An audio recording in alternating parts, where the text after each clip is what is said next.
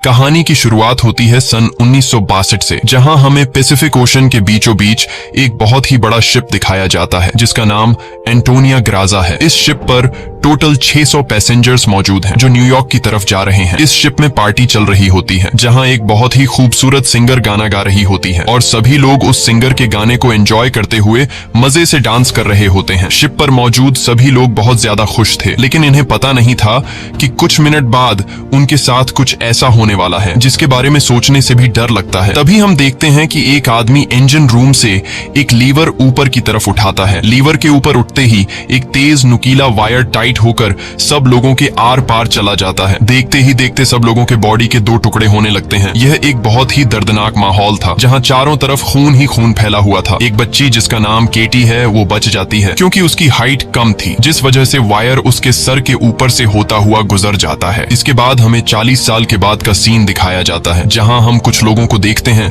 जो एक टग बोट की मदद से एक बड़े शिप को खींच कर ले जा रहे होते हैं। तभी अचानक वो पुराना शिप डूबने लगता है। यह देखकर ग्रुप का लीडर अपनी टीम में से एक लड़की जिसका नाम मर्फी है उसे उस पुराने शिप पर भेज देता है ताकि मर्फी उस पुराने शिप को जिस वायर से बांध कर ले जाया जा रहा था उसे आजाद कर दे, वरना अगर यह पुराना शिप डूब गया तो उसके साथ साथ इनकी ये टग बोट भी डूब जाएगी। मर्फी जब उस पुराने शिप पर पहुंचती है तो उसे पता चलता है कि पुराने शिप के निचले हिस्से में दरार पड़ चुकी है, जिस वजह से शिप में तेजी से पानी भरता जा रहा है और अगले 5 मिनट में यह शिप पानी में डूब जाएगा। मर्फी ये बात अपनी टीम के लीडर को बताती है। ये सुनकर टीम का लीडर मर्फी को ऑर्डर देता है कि जिस वायर से हम इस शिप को खींच रहे हैं उस वायर को आजाद कर दो और फौरन वहां से निकलकर हमारे पास टग बोट पर पहुंचो क्योंकि हम इस पुराने शिप को छोड़कर जाने वाले हैं। तभी टीम के 2 और साथी भी मर्फी के पास पहुंच जाते हैं और वो भी मर्फी को बाहर निकलकर शिप को छोड़ने के लिए कहते हैं, लेकिन इस शिप को ढूंढने में उन्हें 3 महीने लगे थे, जिस वजह से मर्फी इतनी आसानी से इस शिप को छोड़कर नहीं जाने वाली थी। वो शिप को बचाने के लिए नीचे पानी में कूद जाती है, जिसे देखकर ऊपर बैठे 2 साथी भी औजार लेकर मर्फी के पीछे कूद जाते हैं। ये तीनों जैसे तैसे करके शिप को डूबने से पहले ही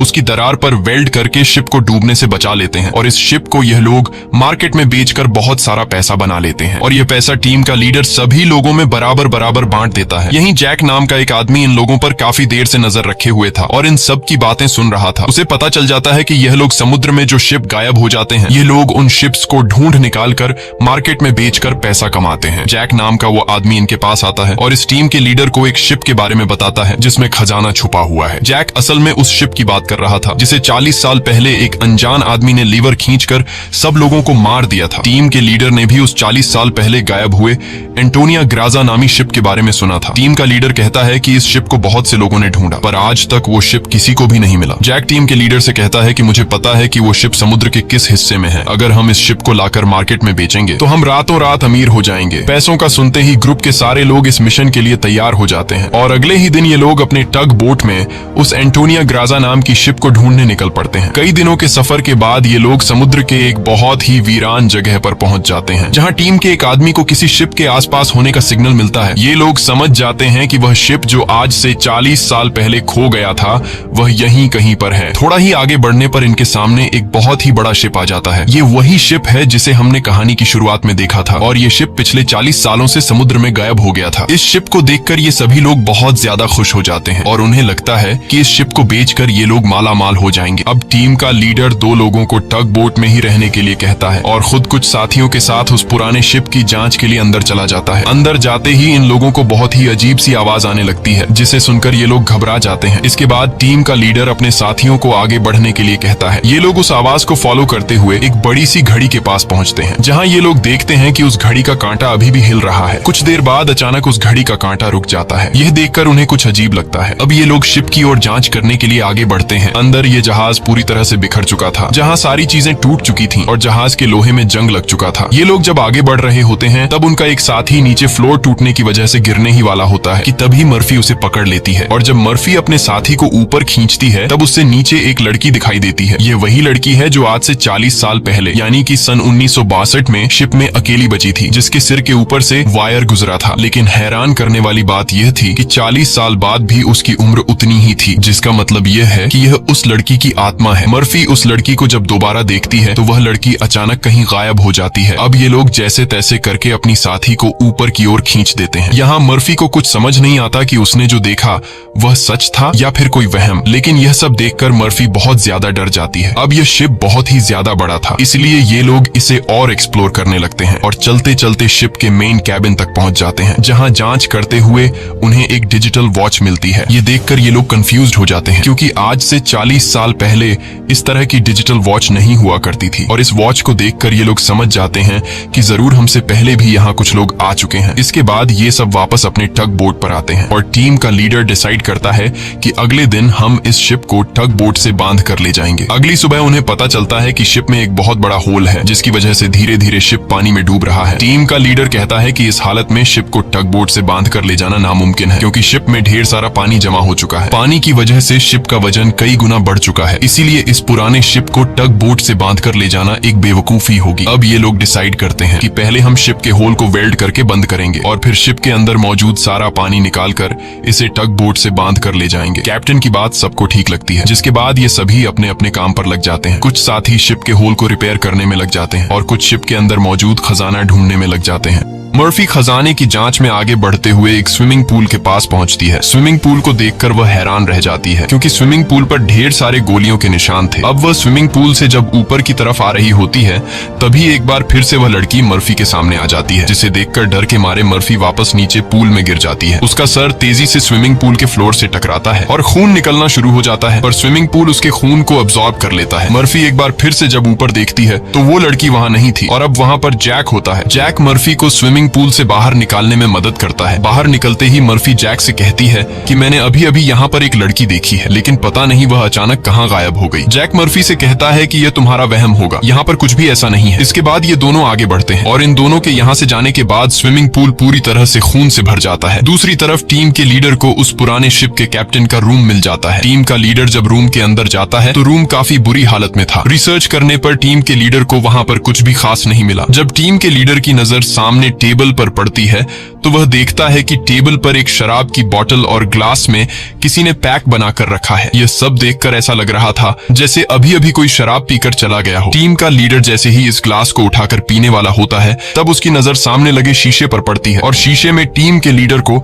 इस पुराने शिप का कैप्टन दिखाई देता है। यह देखकर टीम का लीडर बहुत ज्यादा डर जाता है और उसके हाथ से शराब की ग्लास गिरकर टूट जाती है और टीम का लीडर डर के मारे वहां से निकल जाता है। इस शिप पर सभी के साथ अजीबोगरीब इंसिडेंट्स हो रहे थे। टीम का एक साथी जिसका नाम मार्क है, उसे इस शिप पर किसी लेडी सिंगर के गाने की आवाज सुनाई देने लगती है। वह उस आवाज को फॉलो करते हुए शिप के ग्राउंड एरिया में पहुंच जाता है, जहां पर वह लेडी सिंगर भी मौजूद होती है। ये वही सिंगर थी जिसे हमने कहानी की शुरुआत में देखा था। दूसरी तरफ मर्फी और जैक आगे बढ़ते हुए लॉन्ड्री रूम से बाहर जाने वाले गेट को जैसे ही खोलते हैं, तभी अंदर जमा हुआ सारा पानी उनके ऊपर आ जाता है, जिसमें कई सारे लोगों की डेड बॉडीज थी। मर्फी और जैक डर के मारे वहां से आगे बढ़ने लगते हैं। आगे बढ़ते हुए उनके सामने एक कैबिन का दरवाजा खुलता है। अंदर जाने पर जैक को एक बहुत ही लग्जरी कार मिलती है, जिसे देखकर वह बहुत खुश होता है, पर मर्फी को यहाँ कुछ गड़बड़ महसूस होता है, इसलिए वह जल्दी ही यहाँ से निकलना चाहती थी। तभी एक दूसरे रूम से उन्हें कुछ हिलता हुआ नजर आता है। जब ये दोनों उस चीज के करीब आते हैं और उसके ऊपर रखा हुआ सामान हटाकर देखते हैं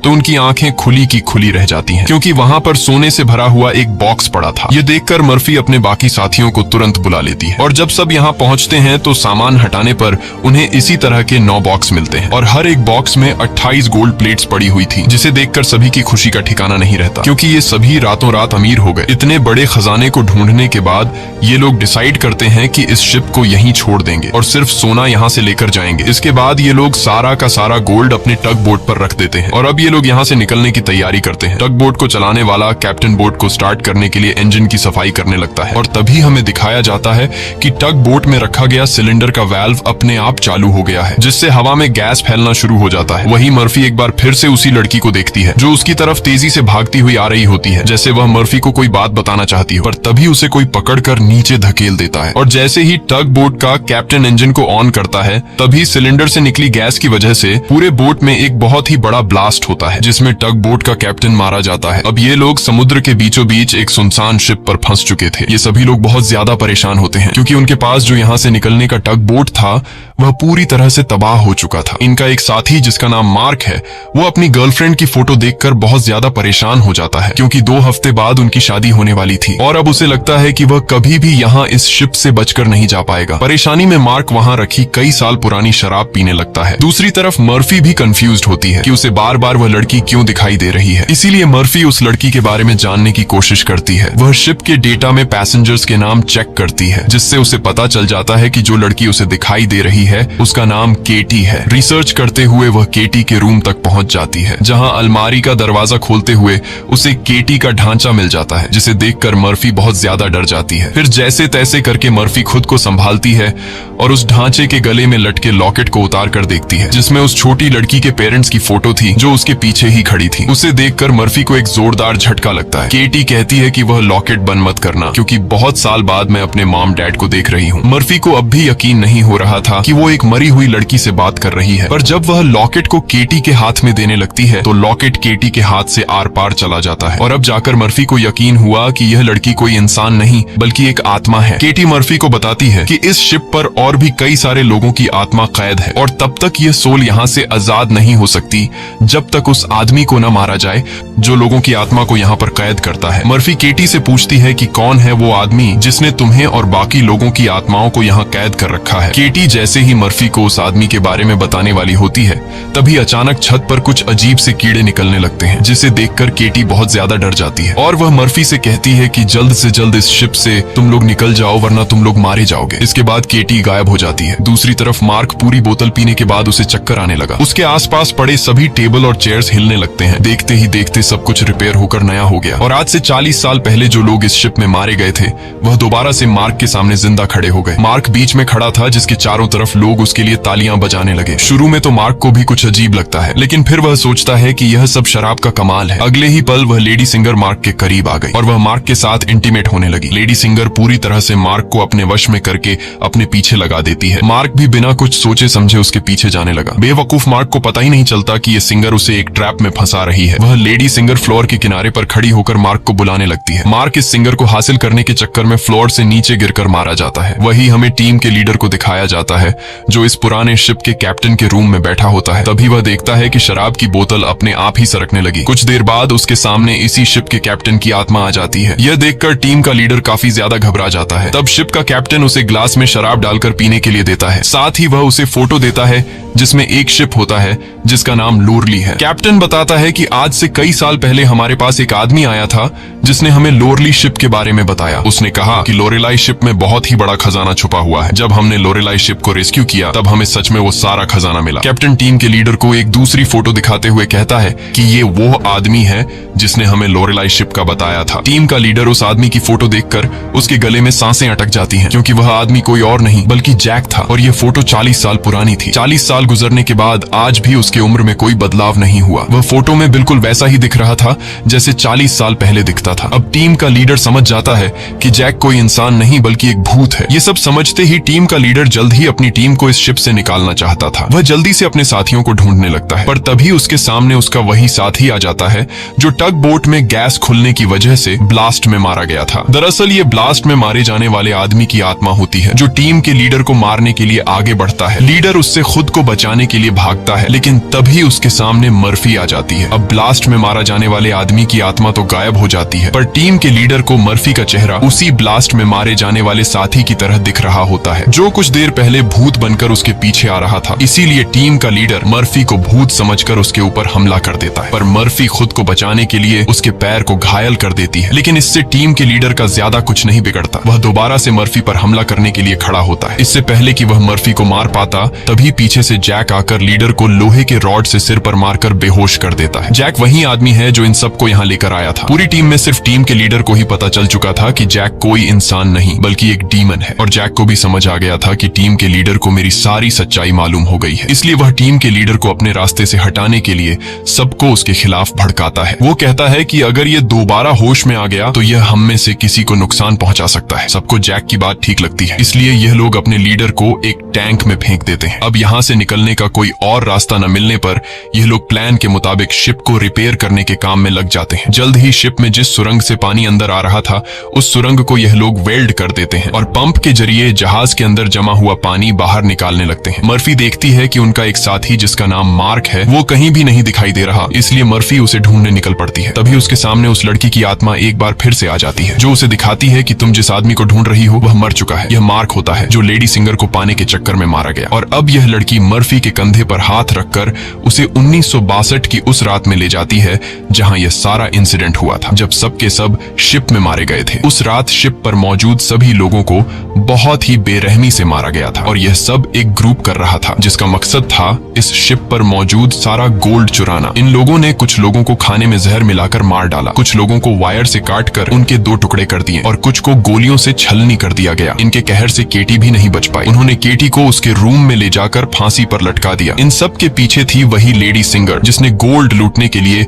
यह पूरा प्लान बनाया था और अपने लोगों की मदद से उसने शिप पर मौजूद सभी लोगों को मार डाला। अब सारा गोल्ड उनके कब्जे में था। शिप का ऑफिसर भी लेडी सिंगर से मिला हुआ था। लेडी सिंगर के एक इशारे पर वह अपने ही साथियों को मार देता है, लेकिन जैसे ही वह मुड़ता है लेडी सिंगर उसे भी गोली मार देती है। लेडी सिंगर को लगता है कि सारा गोल्ड अब उसी का हो चुका है क्योंकि शिप पर मौजूद सभी लोग मारे जा चुके थे। लेकिन यही एंट्री होती है एक ऐसे आदमी की जो इस पूरे गेम का मास्टरमाइंड था और वह लोहे की चेन से लेडी सिंगर को लटकाकर मार देता है। मर्फी केटी की मदद से ये सब देख रही होती है और तभी वह इस गेम के मास्टरमाइंड को भी देख लेती है, जिसे देखकर मर्फी शॉक हो जाती है क्योंकि वो आदमी कोई और नहीं बल्कि जैक है, जो इन्हें गोल्ड का लालच देकर यहाँ पर लेकर आया। क्योंकि शिप में छेद हो चुका था और शिप धीरे धीरे पानी में डूब रही थी, इसलिए शिप को बचाने के लिए कुछ ऐसे लोगों की जरूरत थी जो शिप को डूबने से बचा सके। इसलिए जैक ने चालाकी से इन्हें यहाँ लाया। अब शिप पूरी तरह से ठीक हो चुकी थी, इसलिए जैक को अब इन लोगों की कोई जरूरत नहीं थी और अब वह इन सबको भी मार देगा। यह सब समझते ही मर्फी को याद आता है कि हमने जैक की बातों में आकर अपने लीडर को टैंक में बंद कर दिया था। अब मर्फी अपने लीडर की जान बचाने के लिए उसके पास दौड़ कर जाती है, लेकिन अब टैंक में पानी भरने की वजह से लीडर की मौत हो गई होती है। मर्फी अपने लीडर को बचाने के लिए टैंक का कांच तोड़ने की कोशिश करती है, पर टैंक का कांच बहुत ही मजबूत था, इसलिए लाख कोशिश करने के बावजूद भी लीडर को बचा नहीं पाती। इसके बाद मर्फी अपने एक साथी के पास आती है जिसका नाम डॉज है। मर्फी डॉज को जैक की सारी सच्चाई बता देती है और कहती है कि जैक तुम्हें जहां भी नजर आए उसे शूट कर दो, मैं अपने एक और साथी को ढूंढने जा रही हूँ। मर्फी के जाने के कुछ देर बाद जैक डॉज के सामने आ जाता है, जिसे मर्फी ने कहा था कि जैक जहां भी नजर आए उसे शूट कर दो। डॉज जैक से कहता है कि यहीं पर खड़े रहो और अपनी जगह से हिलना मत। ये सुनकर जैक समझ जाता है कि मर्फी ने इसे मेरी सारी सच्चाई बता दी है। तब जैक डॉज को बातों में उलझाकर डॉज से बंदूक छीनने की कोशिश करता है, लेकिन डॉज जैक की होशियारी समझ जाता है और वो फौरन जैक पर बंदूक की गोली चला देता है, जिससे जैक दूर जा गिरता है। जिसके बाद डॉज जैक के पास आता है और देखता है कि जैक मारा जा चुका है। यह देखकर डॉज वहां से चला जाता है, लेकिन हम देखते हैं कि जैक अभी भी मरा नहीं है। दूसरी तरफ मर्फी अपने जिस साथी को ढूंढने गई थी, मर्फी को पता चल जाता है कि वो पानी में मारा गया है। अब डॉज के अलावा मर्फी के सारे साथी मारे जा चुके थे, इसलिए मर्फी डिसाइड करती है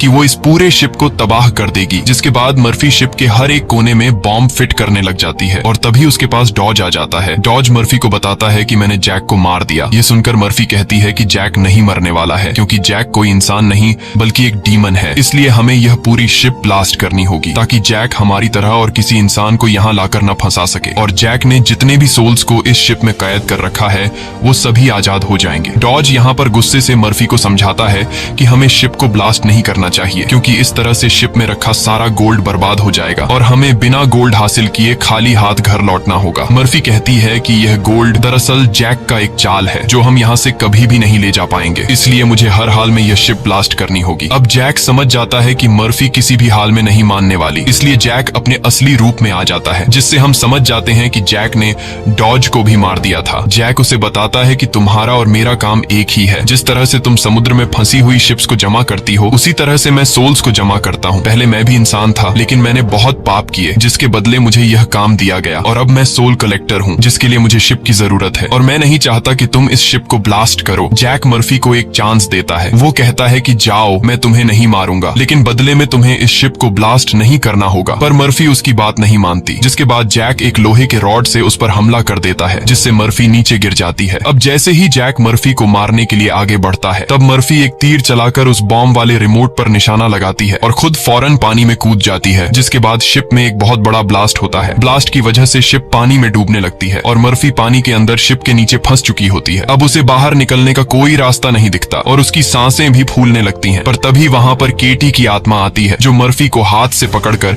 ऊपर का रास्ता दिखाती है। तब मर्फी मर्फी देखती है कि जैक ने जितने भी सोल्स को कैद कर रखा था वो सभी सोल्स आजाद हो गई हैं। मर्फी बड़ी मुश्किल से ऊपर सरफेस पर आ जाती है और वो देखती है कि शिप में जितने भी सोल्स थे वो सब अपनी असली दुनिया में जाने लगे हैं। दरअसल यहाँ जितने भी सोल्स थे वो सभी जैक के गुलाम थे। सिर्फ केटी की सोल उसकी गुलाम नहीं बन पाई क्योंकि केटी की सोल पवित्र थी, जिस वजह से जैक उस पर ज्यादा कंट्रोल नहीं कर पा रहा था। इसीलिए केटी की सोल बार बार मर्फी की मदद कर रही थी। यहाँ मर्फी एक बॉक्स के सहारे समुद्र में तैरती रहती है और तभी वो एक शिप तक पहुंच जाती है जो शिप उसे रेस्क्यू कर लेता है। जब उसे पोर्ट पर लाया जाता है तो वो अपनी एम्बुलेंस से देखती है कि जैक अभी भी जिंदा है और शिप का जितना भी गोल्ड था वो उस गोल्ड को एक दूसरे शिप में ट्रांसफर कर रहा है ताकि उस गोल्ड के लालच में वो और भी लोगों को मार सके और उनकी आत्माओं को कैद कर सके। इसी के साथ ये कहानी खत्म हो जाती है।